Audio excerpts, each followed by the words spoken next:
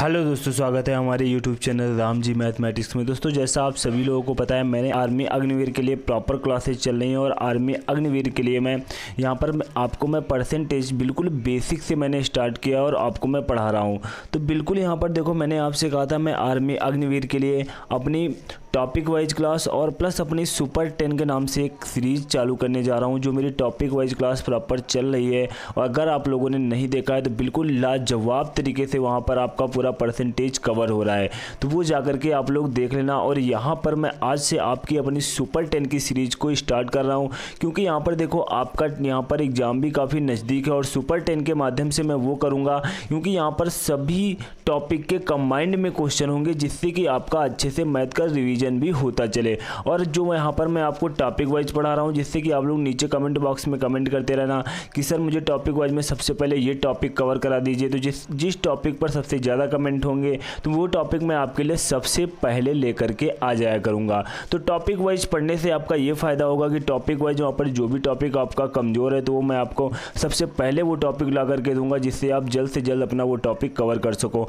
और सुपर 10 पढ़ने का यहाँ पर वो प्रॉफिट आपका होने वाला है, जिससे पूरी मैथ का रिवीजन डेली आपका होता रहे। और सुपर 10 में आपको क्वेश्चन कराऊं, नीचे आप लोग कमेंट करके ये भी जरूर बताना डेली कि सर मेरे सुपर 10 में कितने क्वेश्चन सही हुए हैं।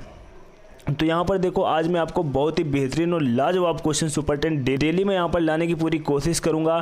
तो यहाँ पर देखो, मेरी आज की क्लास का मेरा जो फर्स्ट क्वेश्चन है यहाँ पर जो आपको स्क्रीन पर दिखाई दे रहा है, बहुत प्यारा क्वेश्चन है। इसका बहुत ही मैं प्यारा कॉन्सेप्ट भी आपको बताने वाला हूँ कि इस क्वेश्चन को देखो बहुत से बच्चे बेसिक से सॉल्व करते हैं, लेकिन ऐसे क्वेश्चन को बिल्कुल भी बेसिक से सॉल्व नहीं करना चाहिए। नहीं, बहुत ज़्यादा टाइम टेकिंग क्वेश्चन होते हैं और बहुत ज़्यादा टाइम हमारा लॉस करते हैं। तो यहाँ पर देखो, इसका मैं बहुत ही प्यारा सा कॉन्सेप्ट आपको मैं बताने जा रहा हूँ इस क्वेश्चन का।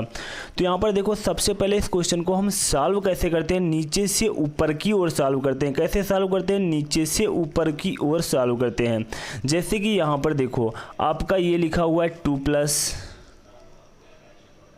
फिर ऊपर देखो यहाँ पर लिखा हुआ है 1+, ये ऊपर लिखा हुआ है 2+, ये लिखा हुआ है ऊपर 1+। इन्हें मैंने देखो एज इट इज़ नोट कर लिया। अब देखो यहाँ पर 2 + 1/2 लिखा हुआ है, मैंने नोट कर लिया। बराबर इसको हम सॉल्व करेंगे तो कितना आ जाएगा? 2 दूना 4, 1 5/2 आ जाएगा। ऊपर जैसे ही बढ़ेंगे इसको मैं उल्टा कर दूंगा, इसको क्या कर दूंगा? रिवर्स कर दूंगा। तो 2/5 लिखूंगा। 2/5 को सॉल्व करूंगा तो यहाँ पर कितना आ जाएगा? 7/5 आ जाएगा। 7/5 जैसे ही मैं ऊपर बढ़ूंगा तो इस वैल्यू को मैं रिवर्स कर दूंगा, तो क्या लिखूंगा? 5/7 लिखूंगा। तो यहाँ पर देखो, अब मैं सॉल्व करूंगा तो 7 दूनी 14 और 5 कितना होता है? 19। 19 बटे कितना हो जाएगा? 7। 19/7 आ गया। मैं फिर इस वैल्यू को रिवर्स कर दूंगा तो यहाँ पर कितना आ जाएगा? 7/19 आ जाएगा।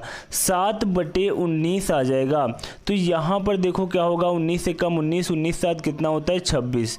26 बटे कितना आ गया? 19। 26/19, ये मैंने लास्ट वाला 1 यहाँ पर नोट कर लिया था। तो बिल्कुल यहाँ तक हमारा क्वेश्चन सॉल्व हो चुका है। तो लास्ट में हमारा आंसर देखो कितना आया? 26/19। 26/19 विल बी राइट आंसर हो जाएगा। तो इसका देखो, मैंने बहुत ही बढ़िया सा कॉन्सेप्ट आपको बताया और इनके मैंने काफ़ी क्वेश्चन, ऐसे क्वेश्चन मैंने काफ़ी करा रखे हैं, जो मेरे चैनल पर जा करके विजिट करके वीडियो के लिस्ट में जाओ, वहाँ पर बिल्कुल ऐसे ही क्वेश्चन का एक थंबनेल लगा हुआ मिलेगा और आसानी के साथ पूरा वीडियो देख लेना। वहाँ पर इस टाइप के जितने भी ऐसे क्वेश्चन होते हैं, बहुत ही अच्छी तरीके से मैंने सभी क्वेश्चन करा रखे हैं। तो बहुत ही प्यारा कॉन्सेप्ट है नंबर सिस्टम का, ये आपका बहुत ही अच्छी तरीके से वहाँ पर कवर हो जाएगा। उसके बाद देखो, हमारा नेक्स्ट क्वेश्चन है। यहाँ पर देखो, जो हमारा नेक्स्ट क्वेश्चन दिया हुआ है, ये हमारा एलसीएम एंड एचसीएफ का प्यारा सा क्वेश्चन दिया हुआ है। दो संख्याओं का एचसीएफ और एलसीएम क्रमशः 7 और 420 है, 420 है। यदि संख्याओं में से एक 70 है तब उनके व्युत्क्रम का योग ज्ञात कीजिए। बहुत ही प्यारा क्वेश्चन है, ये बहुत ही सिंपल क्वेश्चन है, क्योंकि यहाँ पर एलसीएम एंड एचसीएफ में ये वाला फार्मूला आपसे अवश्य बताया जाता है। कौन फार्मूला? कि पहली संख्या इंटू दूसरी संख्या बराबर एलसीएम इंटू एचसीएफ। पहली संख्या को देखो यहाँ पर x मान लो, दूसरी संख्या को यहाँ पर मैं y मान लेता हूँ और यहाँ पर एलसीएम इंटू एचसीएफ। ये फार्मूला आपको जरूर रटाया जाता है और उसी फार्मूले पर आधारित ही यह हमारा क्वेश्चन है। तो यहाँ पर देखो, एचसीएफ और एलसीएम यहाँ पर दिया हुआ है। एचसीएफ आपका कितना दिया हुआ है? 7। एलसीएम आपका कितना दिया हुआ है? 420। तो यहाँ पर बीच में मल्टीप्लाई लगा देंगे। एक संख्या यहाँ पर दे रखी है, कितनी है 70, और दूसरी संख्या यहाँ पर आपसे देखो ज्ञात करने के लिए क्या कहा जा रहा है, उनके व्युत्क्रम का योग, यानी कि संख्याओं के व्युत्क्रम का योग ज्ञात करना है। ज्ञात क्या करना है आपको, जैसे हमारी संख्याएं x और y मैंने मानी है, तो इनके व्युत्क्रमों का योग ज्ञात करना है। 1/x प्लस 1/y का मान आपको ज्ञात करना है। तो यहाँ पर देखो आसानी के साथ हम y का मान निकाल लेंगे। y इक्वल टू कितना हो जाएगा 420 इंटू 7 अपॉन यहाँ पर 70। 0 से 0, 7 से 7 हमारा कैंसिल हुआ, तो y का मान कितना आ गया हमारा 42। y का मान हमारा कितना आ गया 42। यहाँ पर देखो x का मान हमें ऑलरेडी पहले से ही पता है, क्योंकि पहली संख्या का मान मुझे पता है वो कितना है 70, और दूसरी संख्या का मान मैंने यहाँ पर निकाल लिया है 42। मान हमें किसका ज्ञात करना है वो मैंने आपको यहाँ पर बता रखा है, 1/x प्लस 1/y। तो यहाँ पर 1/x के स्थान पर 70 प्लस 1/y के स्थान पर यहाँ पर कितना रखना है 42। अब हम यहाँ पर सॉल्व कर लेंगे। सॉल्व करेंगे, यहाँ पर नीचे देखो एलसीएम कितना आ जाएगा 210 आ जाएगा। एलसीएम आपको निकालना नहीं आता, यहाँ पर देखो मैं एक छोटा सा तरीका आपको बता रहा हूँ। मैं जितने भी यहाँ पर क्वेश्चन होते हैं, यहाँ पर जब मैं एलसीएम निकालना आपको बताता हूँ तो यही तरीका बताता हूँ। बहुत ही सॉलिड तरीका है, बहुत ही कम जगह आप लोगों ने ऐसा पढ़ा होगा, क्योंकि ये सिर्फ और सिर्फ तरीका अभी तो मैंने कहीं पर नहीं देखा, किसी भी टीचर को पढ़ाते नहीं देखा। और मैंने भी ये तरीका क्योंकि मैंने खुद डेवलप किया है अपने हाथ से, क्योंकि मैंने भी ये कहीं सीखा नहीं, क्योंकि यहाँ पर सिखाया तो कुछ और ही जाता है। ये तरीका खुद मैंने अपने हाथ से बनाया है। देखो जब भी यहाँ पर आपसे एलसीएम निकालने को कहा जाए, जैसे यहाँ पर देखो 70 और 42 का आपको एलसीएम यहाँ पर निकालना है। ये छोटी छोटी बातें हैं, लेकिन आपका यहाँ पर बहुत ही टाइम यहाँ पर कवर करती हैं, बहुत ही टाइम बचाती है। जैसे हमें 70 और 42 का एलसीएम लेना है, आप क्या करोगे, बच्चों की तरह इन संख्याओं को काटो, पहले 7 से काटो या 2 से काटो, इस तरह से काटो। लेकिन यहाँ पर आपको एक काम करना है, जो दो नंबर्स में बड़ी वैल्यू दिखाई दे रही है वही एलसीएम ले लो। क्या वही एलसीएम ले ले? हाँ बिल्कुल वही एलसीएम ले लो। मैंने यहाँ पर बड़ी वैल्यू सर 70 दिखाई दे रही है, तो मैंने ये ले लिया एलसीएम। ठीक है, तो यहाँ पर आप क्या करो, बड़ी वैल्यू में से बड़ी वैल्यू का एलसीएम ले लिया, तो बड़ी वैल्यू में से छोटी वैल्यू को यहाँ पर भाग दे दो, बड़ी वैल्यू में छोटी वैल्यू का भाग दे दो। क्या करना है, छोटी वैल्यू से बड़ी वैल्यू में भाग दे देना है। काटो, यहाँ पर देखो 7 से काट दो तो यहाँ पर 10 बार जाएगा, यहाँ पर 6 बार जाएगा, यहाँ पर 2 से काट दो 5, यहाँ पर 3। नीचे देखो कुल मिलाकर के नीचे 1 बचना चाहिए। 1 अगर आपका नहीं बच रहा है, नीचे कितना बचा 3 बचा, तो इस जो हमने बड़ी वाली वैल्यू मानी थी उसमें इस 3 से मैंने मल्टीप्लाई करा दिया। बस इतना काम आपको करना है। 7 त्रिक 21, 210 आपका एलसीएम हो गया। नहीं समझ में आया, बिल्कुल टेंशन लेने की कोई आवश्यकता नहीं, मेरी आप प्रॉपर क्लास लेते रहो, क्योंकि वहाँ पर मैं एलसीएम लेने का तरीका यही बार बार बताता हूँ। आप लोग 100% वहाँ से सीख जाओगे। 210 आपका एलसीएम हो गया। अब 210 आपका एलसीएम हो गया। सबसे पहला काम देखो, ये भी आप लोग डायरेक्ट 210 मत लिखा करो। 210 जैसे आपने यहाँ पर लिख लिया है, मैंने लिख दिया है, 210 ना लिख करके, जैसे कि यहाँ पर देखो मैं आपको थोड़ा सा ब्रैकेट में लिख रहा हूँ, यहाँ पर थोड़ा कंफ्यूजन मत होना। ये जैसे 70 × 3 यही चीज़ लिख लिया करो पहले, बाद में 210 लिख लिया करो। तो 70 × 3 लिख लिया, बात वही हुई 70 × 3, 7 त्रिक 21, 210 ही आएगा। लेकिन यहाँ पर लिखने से ये देखो हमारा फायदा क्या होगा। अब यहाँ पर हमें देखो 70 से यहाँ पर क्या करना है, 70 यहाँ पर है तो 70 का इसमें भाग दोगे, 70 से 70 कैंसिल, कितना बचा 3 बचा, तो ऊपर आसानी के साथ आप 3 नोट कर दोगे। उसके बाद यहाँ पर देखो प्लस का चिन्ह है, प्लस लगाओ। अब यहाँ पर 42 का 70 × 3 में भाग दो, नहीं तो आप 210 में भाग दोगे, फिर आपको दिक्कत होगी। और 42 का अगर आप 70 × 3 में भाग दोगे वो आपके लिए आराम होगा। आराम इसलिए होगा क्योंकि यहाँ पर देखो 3 से भाग दे लोगे, 3 × 3 कितना बचा, 1 बचा, 3 × 12 14 बचे। 14 का 70 में भाग दो, कितने बार गया, 5 बार गया। तो इससे थोड़ा सा आपको आसानी होगी, क्योंकि यहाँ पर देखो यही जो छोटी छोटी बातों के बच्चा सीख करके आगे बढ़ता है, यही हमारे लिए बहुत ही ज़्यादा टाइम को बचा पाती है। और मैथ में इतने समय सबसे महत्वपूर्ण हमारे लिए टाइम मैनेजमेंट हो गया है। कितना भी बड़ा लेवल का कोई भी एग्जाम हो, कोई भी वहाँ पर हार्ड क्वेश्चन नहीं पूछे जा रहे हैं। बस वहाँ पर अगर एग्जामिनर आपसे कुछ हार्ड करता है तो सिर्फ और सिर्फ कैलकुलेशन, इसके अलावा और कुछ भी नहीं। तो यहाँ पर देखो कितना आ चुका है, 5 3 8, 8/210 आ चुका है, 8/210। थोड़ा सा हम काट देंगे तो 4 बटे यहाँ पर कितना हो जाएगा, 105। 4/105 हो जाएगा। Option number B will be right answer हो जाएगा। Option number B will be right answer हो जाएगा।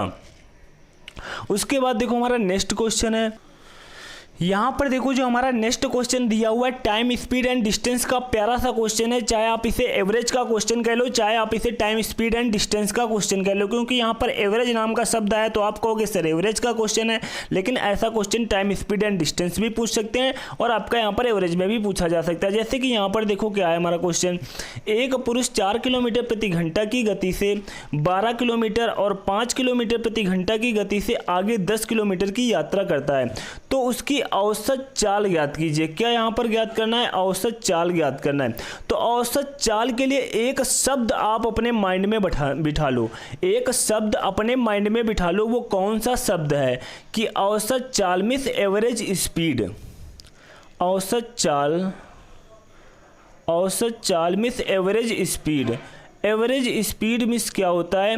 कुल दूरी यानी कि टोटल डिस्टेंस, कुल दूरी बटे कुल समय मीन्स टोटल टाइम। तो यहां पर देखो कुल दूरी कितनी हो जाएगी? कुल दूरी। अब यहाँ पर आपको कुल दूरी चाहिए औसत चाल निकालने के लिए, कुल दूरी। तो यहाँ पर क्वेश्चन में कुल दूरी तो कहीं दी नहीं हो। सबसे पहले क्वेश्चन को ध्यान से पढ़ो।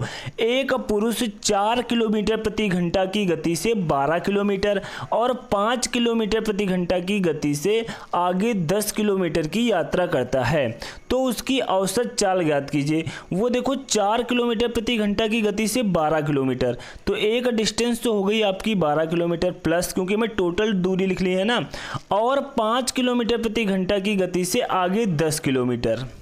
उसके बाद तो कोई यहाँ पर दूरी नहीं तय की, एक 10 किलोमीटर, एक 12 किलोमीटर, एक 10 किलोमीटर, तो दो डिस्टेंस यहाँ पर मैंने लिख ली। अब यहाँ पर लिखना है कुल समय।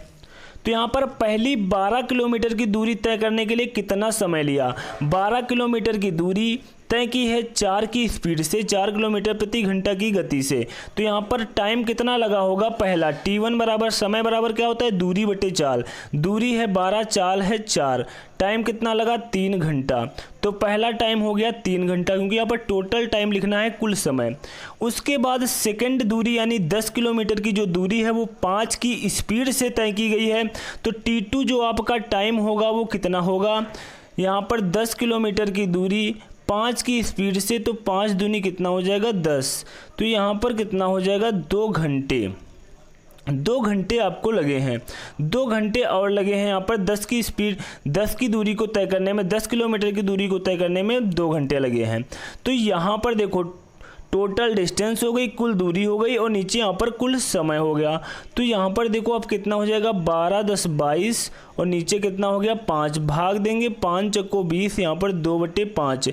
दशमलव में कह रहे हैं तो 4, यहाँ पर पॉइंट, 5 चक्को 20, 4.4 km प्रति हावर्स, km प्रति hours. Option number A will be right answer हो जाएगा। Option number A will be right answer हो जाएगा। दोस्तों अगर किसी भी क्वेश्चन में आपको किसी भी प्रकार का कोई डाउट है तो आप निसंकोच नीचे कमेंट बॉक्स में कमेंट कर देना, और आपको यहाँ पर क्लास में ये भी अंत में जरूर कमेंट बॉक्स में छाप करके जाना है कि सर मेरे आज की सुपर 10 में कितने क्वेश्चन सही थे।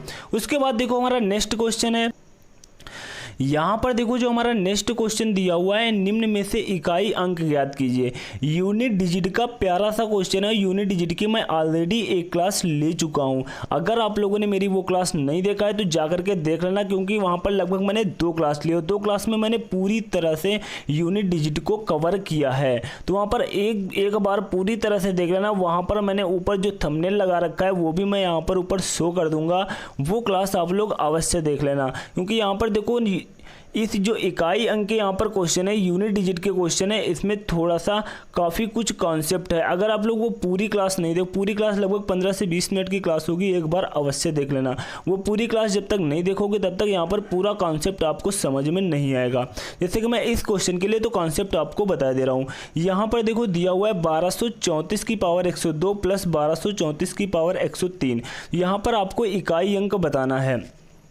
तो जब भी देखो यहाँ पर इकाई अंक की बात कही जाए तो आपको पूरे नंबर्स को नहीं ध्यान देना है कि पूरा नंबर्स कितना भी बड़ा हो उसको हमें ध्यान नहीं देना है। इकाई अंक की बात कही जा रही है तो केवल हमें लास्ट नंबर को ध्यान देना है। जैसे लास्ट नंबर में आपका 4 है, यहाँ पर भी लास्ट नंबर में 4 है, तो केवल हमें लास्ट नंबर को लेना है। तो यहाँ पर सबसे पहले देखो हम लास्ट नंबर को कैसे लिखेंगे, पूरा नंबर 1 2 3 ये छोड़ देंगे, 4 की पावर यहाँ पर क्या लिखेंगे 102 प्लस यहाँ पर भी मैं 4 को ही केवल ले लूँगा और पावर कितनी लिखूँगा 103। अब मुझे इसको ही सॉल्व करना है। अब यहाँ पर एक पॉइंट आपको और बता दूँ, अगर यहाँ पर देखो 4 की पावर लिखी हुई है, वहाँ पर मैंने पूरी क्लास में आपके लिए बता रखा है, कोड भी आपको याद करा रखा है 015492378। 015492378 बहुत ही महत्वपूर्ण कोड है। उस कोड से पूरा इकाई अंक आपका समाप्त हो जाएगा। तो ज़रूर एक बार उस क्लास को आप लोग देख लेना। यहाँ पर जैसे देखो जब भी आपको 4 की कुछ भी पावर दिखे, 4 और 9, ये तरीका लगता है 4 और 9 के लिए। अगर आपकी 4 और 9 यहाँ पर है और पावर कुछ भी लगी हुई है तो पावर में आपको किससे भाग देना है 2 से। पावर में किससे भाग देना है 2 से। अगर यहाँ पर 4 हो और 9 हो तो आपको किससे भाग देना है 2 से। 2 से भाग देना है तो यहाँ पर देखो 2 से भाग दोगे ये तो हमारा पूरा पूरा चला जाएगा, रिमाइंडर क्या बचेगा 0। जब रिमाइंडर आपका 0 बचे और पूरा पूरा भाग चला जाए तो यहाँ पर पावर 0 फिर नहीं लगानी है, क्या लगा देना है यही 2 लगा देना है। उसके बाद यहाँ पर जब आप 2 से भाग करोगे तो यहाँ पर रिमाइंडर क्या बचेगा 1 बचेगा। रिमाइंडर क्या बचेगा 1 बचेगा तो यहाँ पर 1 ही लिख लेना है। अब यहाँ पर देखो पावर 2 है तो कितना आ जाएगा 16 आ जाएगा। देखो यूनिट डिजिट का क्वेश्चन है, डबल अंक, ट्रिपल अंक, 4 अंक, 5 अंक आ रहे हैं, वो सभी नहीं लिखने हैं हमें, केवल 1 अंक लास्ट वाला अंक लिखना है, इकाई अंक लिखना है। क्योंकि यूनिट डिजिट मतलब इकाई अंक का क्वेश्चन है तो इकाई अंक को ही लेना। जैसे इसमें 4 चौको 16 तो हम 16 को नहीं लेंगे, लिखने को मैं लिख सकता हूँ लेकिन यहाँ पर केवल आप लोग 6 लिखो, 16 का 6 लिखो, 1 लिखने की कोई आवश्यकता नहीं है। यहाँ पर 4 की पावर 1 है तो 4 आ जाएगा। अब हम ऐड कर देंगे तो हमारा कितना हो जाएगा 10 हो जाएगा। 10 हमें देखो यहाँ पर इकाई अंक ही पूछा जा रहा है तो 1 का भी यहाँ पर कोई मतलब नहीं, इकाई अंक पूछा जा रहा है तो इकाई अंक कितना है 0। इकाई अंक कितना है 0, तो 0 विल बी राइट आंसर हो जाएगा। Option number C will be right answer हो जाएगा। उसके बाद देखो हमारा नेक्स्ट क्वेश्चन है, यहाँ पर देखो जो हमारा नेक्स्ट क्वेश्चन दिया हुआ है ये हमारा एज का क्वेश्चन है और एज चैप्टर भी मैंने आपको ऑलरेडी पढ़ा रखा है। वहाँ पर बेसिक से लेकर एडवांस लेवल तक मैंने आपको सब कुछ कवर करा रखा है। अगर एक बार आप लोगों ने एज मुझसे वहाँ पर नहीं पढ़ा है अभी तक तो एक बार वहाँ पर एज अवश्य पढ़ लेना। अगर एज का कॉन्सेप्ट आपका कमज़ोर है, क्लियर नहीं है तो वहाँ पर पूरी तरह से क्लियर हो जाएगा। तो यहाँ पर जैसे कि देखो दिया हुआ है 10 वर्ष बाद आवी और उसके पिता की औसत आयु 50 है। उनकी वर्तमान आयु अनुपात यहाँ पर दिया हुआ है 1:3 है। तब 10 वर्ष पहले आवी की आयु कितनी थी ये आपसे पूछा जा रहा है। यहाँ पर मैं आपको एक बात बताऊंगा, 10 वर्ष बाद आवी और उसके पिता की औसत आयु जब भी इस टाइप से दिया हो, 10 वर्ष बाद यहाँ पर आवी हैं और आवी के कौन है फादर, पिताजी हैं, उनकी औसत आयु कितनी दी हुई है 50 दी हुई है। 50 दी हुई है लेकिन ये 10 वर्ष बाद दी हुई है। 10 वर्ष बाद हम नहीं, यहाँ पर हमें चाहिए वर्तमान में। हमें कब चाहिए वर्तमान में, क्योंकि वर्तमान में हम निकालेंगे तो हमारे लिए बहुत ही अच्छा रहेगा क्योंकि ये देखो वर्तमान में अनुपात दिया हुआ है। ठीक है, तो यहाँ पर देखो आवी और उनके पिता की औसत आयु 10 वर्ष बाद की दी हुई है तो हम वर्तमान में निकाल रहे हैं। तो यहाँ पर देखो एवरेज में मैं क्या करूँगा 10 घटा दूंगा।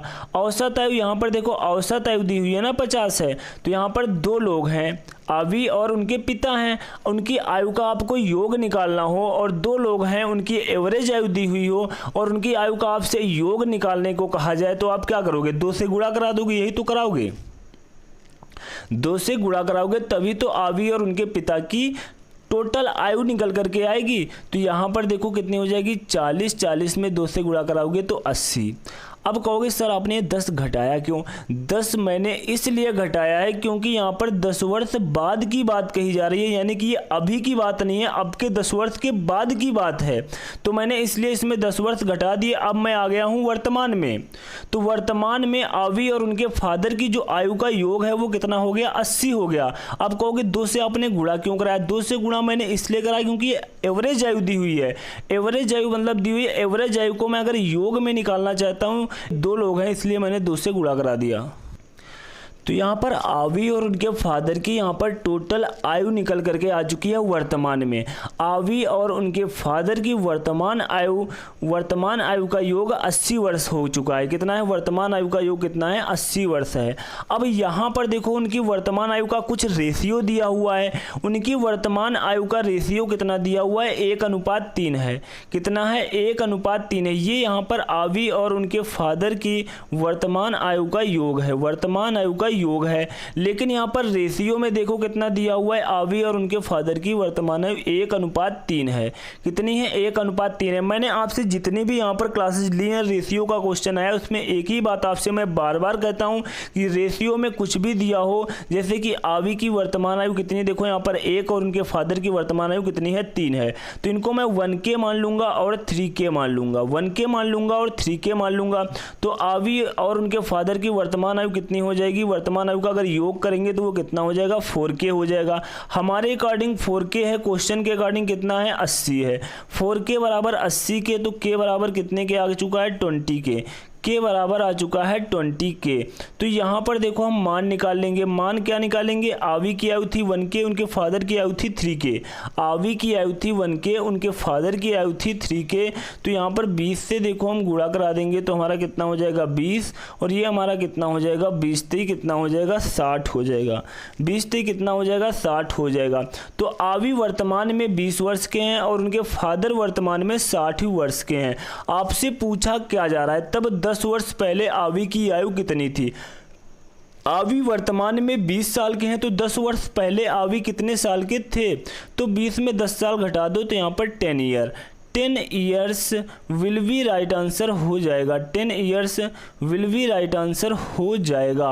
यहाँ पर देखो option number A will be right answer हो जाएगा। उसके बाद देखो हमारा नेक्स्ट क्वेश्चन है। यहाँ पर देखो जो हमारा नेक्स्ट क्वेश्चन दिया हुआ है टाइम एंड, यहाँ पर टाइम एंड वर्क का प्यारा सा क्वेश्चन दिया हुआ है, बिल्कुल pen without pen and paper वाला क्वेश्चन दिया हुआ है। ए किसी कार्य को 12 दिन में करता है, बी उसी कार्य को 18 दिनों में, दोनों मिलकर उस कार्य को कितने दिनों में करेंगे? विदाउट पेन एंड पेपर के आप ऐसे ही क्वेश्चन को उड़ा दोगे। जैसे कि यहाँ पर देखो ए किसी कार्य को कितने दिनों में करता है? ए किसी कार्य को 12 दिनों में करता है और बी उसी कार्य को 18 दिनों में करता है। तो दोनों मिलकर के उस कार्य को कितने दिनों में करेंगे? तो यहाँ पर देखो हम क्या करेंगे? एलसीएम ले लेंगे। कितना हो जाएगा? 36 हो जाएगा।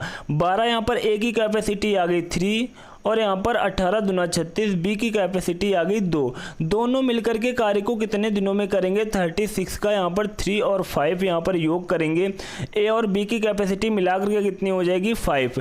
ए और बी कार्य को मिलकर के कितने दिनों में करेंगे? तो यहाँ पर आ जाएगा 5 7 35, 7 सही 1/5, 7 सही 1/5 विल बी राइट आंसर हो जाएगा।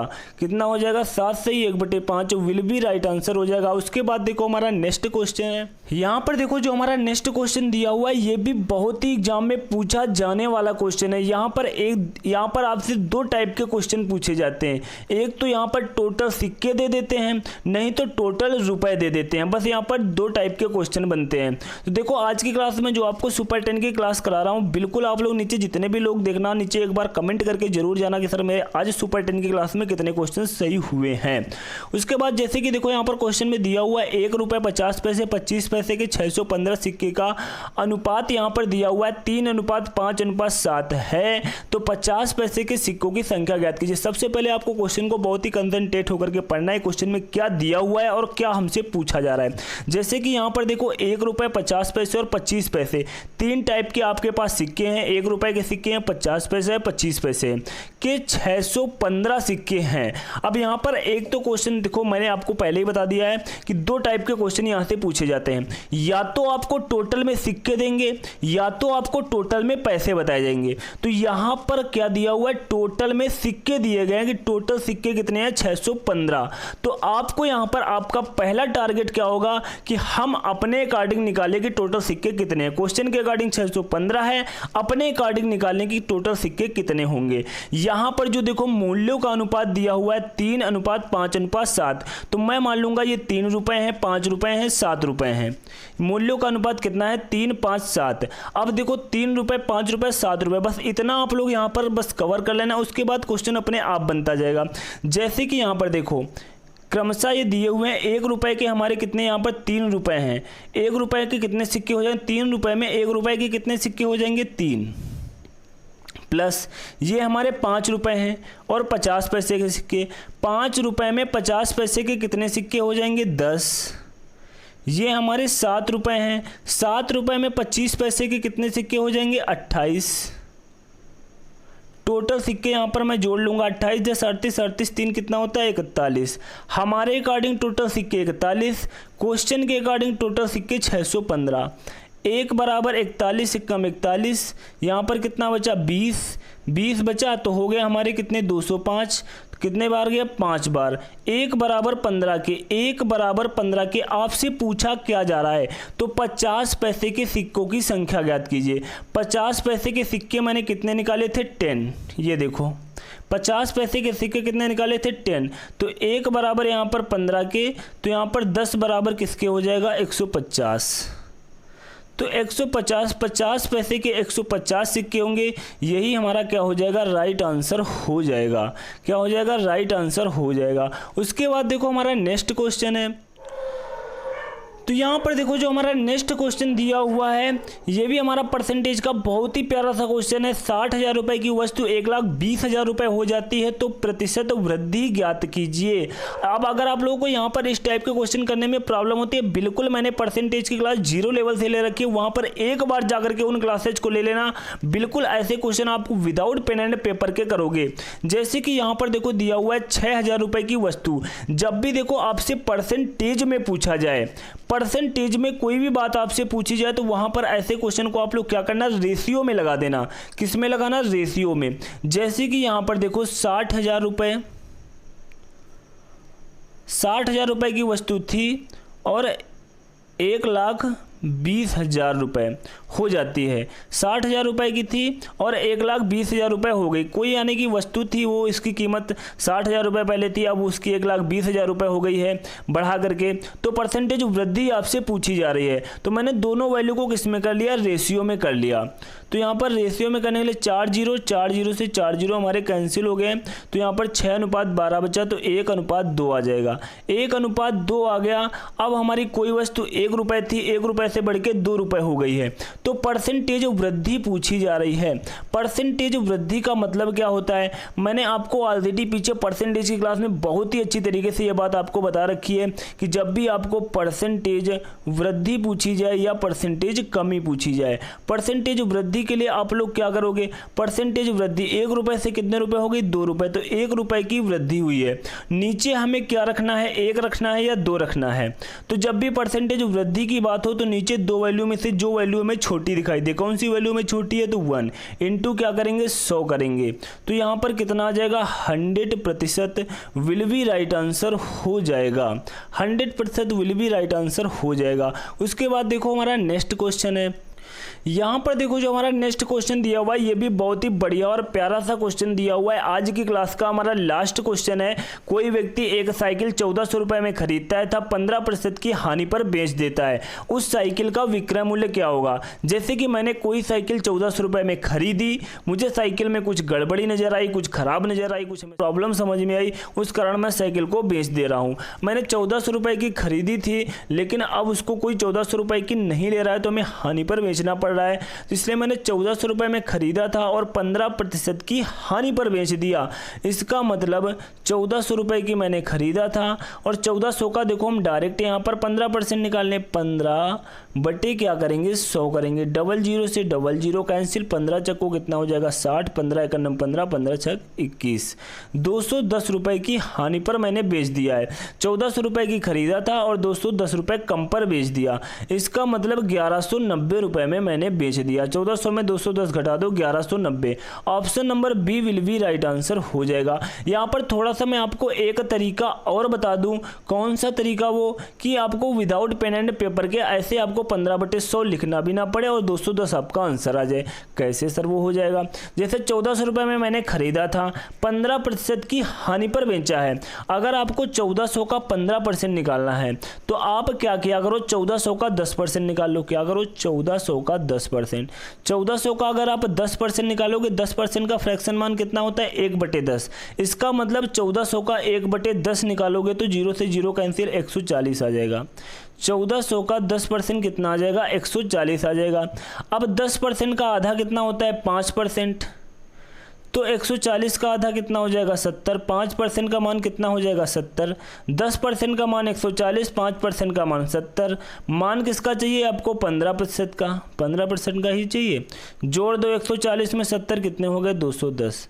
ये मैं आपको देखो करके दिखा रहा हूँ, बाकी ये क्वेश्चन ऐसे आप ओरल कर सकते हो। आपको 1400 का 15% निकालना है, मन में कुछ नहीं समझ में आ रहा, 1400 का 10% निकालो 140 है, 140 का आधा करो 70, 140 में 70 जोड़ दो 210। ओरल ही क्वेश्चन हो जाएगा 210 रुपए की हानि पर बेचा, 1400 में 210 ओरल ही घटा दोगे 1190। Option number B will be right answer हो जाएगा। तो इस तरीके से आप अपना अच्छा खासा टाइम बचा सकते हो। दोस्तों मेरी आज ये सुपर 10 की क्लास कैसी लगी नीचे कमेंट बॉक्स में कमेंट करके अवश्य बताएं। और अभी तक हमारे YouTube channel Ram ji mathematics को सब्सक्राइब नहीं किया है तो यार सब्सक्राइब करना, बेल आइकन पे ऑल पे जाकर प्रेस करने से किसी प्रकार की कोई नई वीडियो अपलोड करो और उसकी नोटिफिकेशन आपको तुरंत मिल सके। Thanks to all of